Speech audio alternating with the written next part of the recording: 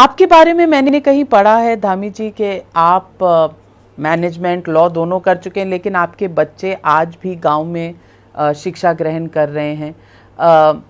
आप नहीं चाहते कि आपके बच्चे शहरों में पढ़ें, बड़े स्कूलों में पढ़ें।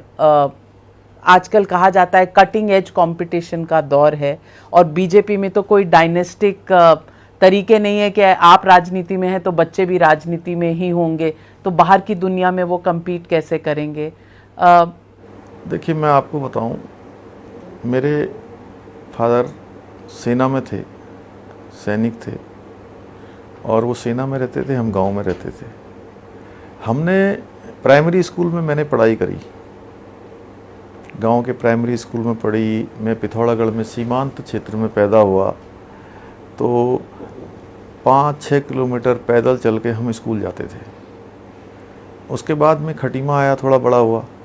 खटीमा चूँकि पिथौरागढ़ में पैदा हुआ, जो पर्वतीय क्षेत्र है, पहाड़ का पूरा क्षेत्र है, वहाँ पर कोई सड़कें नहीं, कोई अभी उतनी सुविधाएं नहीं थी, तो पैदल जाते थे, स्कूलों में पढ़ते थे। उसके बाद जब मैं खटीमा आया तो वहाँ भी हम पैदल जाते थे, और हमने तख्ती में पढ़ाई करी है।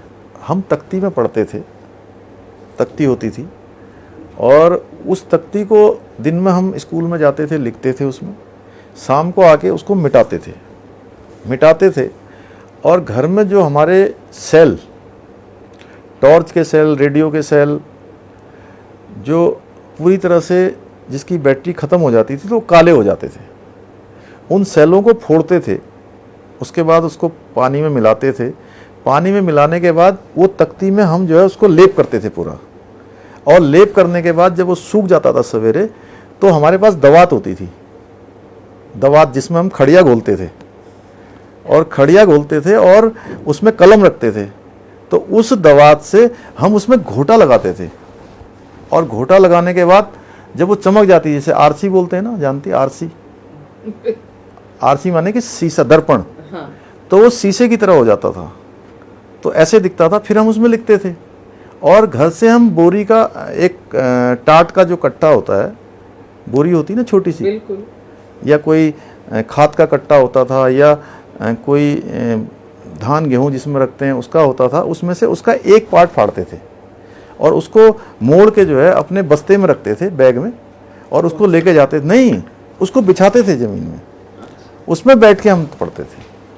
तो हमने इस प्रकार का जीवन जिया है, और बड़ी मुश्किल से हम एक रोटी साथ में लेके जाते थे। वो रोटी दिन में हम लोग एक बार खा लेते थे। तो ऐसे करके हमने पढ़ाई करी है।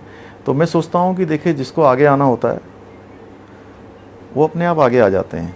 इसके लिए कोई ये नहीं कि गांव में रहने वाला बच्चा आगे नहीं आ सकता। आज तो हिंदुस्तान के जितने भी जो लोग हैं, जिसने देश दुनिया में जो नाम कर रहे हैं, वो सारे के सारे सामान्य स्थितियों में, सामान्य परिस्थितियों में पैदा हुए हैं, जिन्होंने साधारण से लेकर असाधारण की यात्रा की है, जिन्होंने ज़मीन से आसमान को छूने का काम किया है। हमारे देश के प्रधानमंत्री देखिए, इसका उदाहरण है। उन्होंने कितनी गरीबी में जीवन को जिया, और वो कहाँ पहुँच रहे हैं और कहाँ कर